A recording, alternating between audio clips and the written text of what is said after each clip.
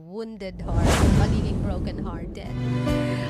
Pagkakaroon ng wounded heart, ayan siya ang tinakbuhan, siya yung sinumbungan, diba?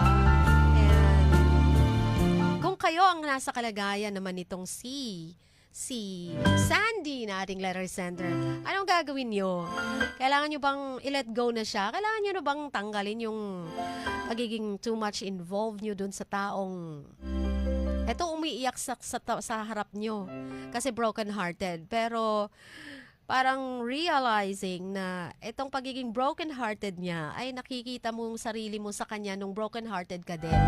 Pero ang naging dahilan kung bakit naging broken hearted ka ay itong mismong umiiyak sa harap mo. Parang ganoon. At ang dahilan ng